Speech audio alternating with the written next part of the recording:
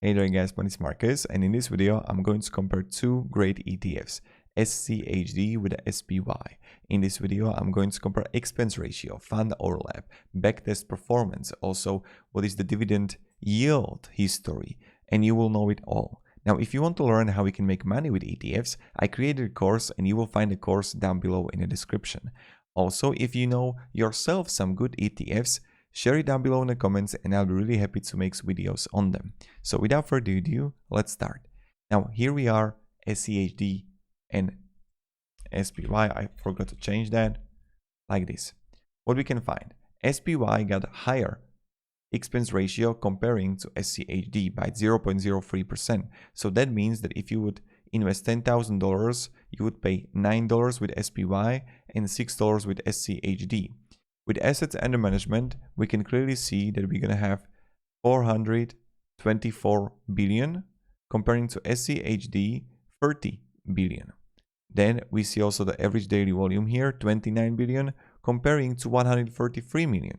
So SPY got higher expense ratio, but they got more assets under management and a higher average daily volume. And then when you're going to see the underlying index, SCHD it got 100 holdings comparing to SPY which got SP500 underlying index with 500 holdings, 499. Again, when we go further, I'm going to compare the performance not here but with the backtest performance. You will find everything there. And then let's look on like what kind of sectors we have here. Financials 21% comparing to financials with SPY 13%, technology 19% comparing to SPY heavily 35%. Then we see the consumer non-cyclicals 14 comparing to consumer non-cyclicals here 5.5. Then healthcare 13 comparing to 12. Now when we look on the holdings here, we can clearly see that they are focusing on completely different companies. I would even say that SCHD is focusing on dividend equity comparing to SPY, got growth stocks there. So many of them they're not paying any dividends at all. You see Microsoft Corporation, Apple, Amazon, Google, Alphabet companies, Tesla, Nvidia Corporation. Now let's look, because yes, these are the holdings and I could tell you about every single stocks in them, but let's look on a fund overlap, and that's what we're actually looking for. But let me show you the link here.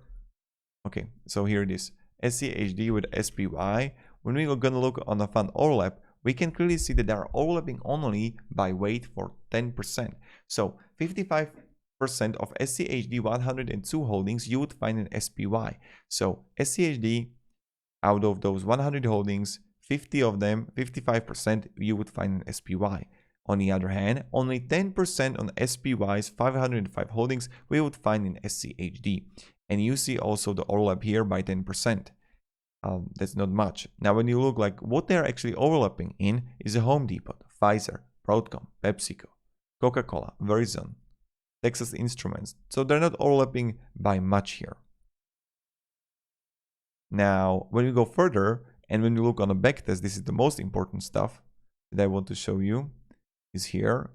Let's look on from the beginning, start the year, initial amount $10,000. We are going to contribute fixed amount $300, inflation adjusted, contributing frequency monthly. Okay, let's invest like that. And SCHD, and then we're gonna have SPY here. Analyze portfolios. Let's look how it performs. We can clearly see that SPY outperformed by $9,000. We see that when you look on a performance here, many times SPY was overperforming, but not much, of course. But it really depends what kind of companies you like and prefer to invest to. Now you can clearly see that 2021 or 2020, 18% comparing to SPY, SCHD 15%, 27% comparing to 31%. Now when we look on and this is the dividends. The dividends, the SCHD outperformed heavily SPY, 2,500 comparing to 1,100, 2,900 comparing to 1,500, 2,200 comparing to 1,300. So you can clearly see that SPY got lower dividends And even when I would come here, we can clearly see and compare 2020 dividend yield history, 3% comparing to 1.52, 3% comparing to 1.75. So what we learned and what we understood. Now, they're overlapping by 10%. Yes, based on the growth and annual returns, SPY was overperforming SCHD. You can see clearly here. When we compare to dividend history, we can see that SCHD was overperforming SPY. Now, when we look on the liquidity, we can clearly see that they got assets under management SPY got higher comparing to SCHD, and expense ratio is 0.09 comparing to 0.06. Now you can see average daily volume here, 29 billion comparing to 133 million, which is much higher. More holdings, higher diversification, better performance on growth, but the dividends are worse with SPY. Now you can clearly see that when we look on the companies, what they're covering, and now it's like up to you which kind of companies you like and you believe in, right? They are both good. These ETFs are not bad, but it depends what you want. And now SPY got on a peak most of the stocks. So when you look on Microsoft Corporation,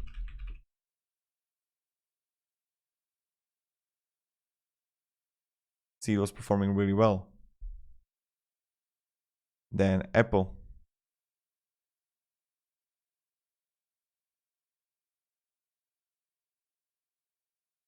Also quite well. Not real last year, but until then it was performing good. Right? So this is really important to know and to say that they are like both good. And yeah, now if you can have any questions, guys, ask me down in comments.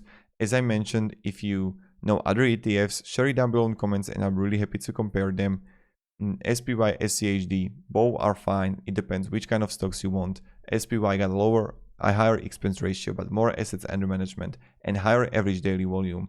They are overlapping by 10% based on the performance of past. SPY was outperforming SCHD, but when you look on the dividends that were reinvested, you would make more money with SCHD, but the growth was better with SPY. So SPY. Now, thank you very much. If you want to learn how you can make money with ETFs, I created a course. You'll find the course down below in the description. And yeah, have a great day, guys, and goodbye. See ya.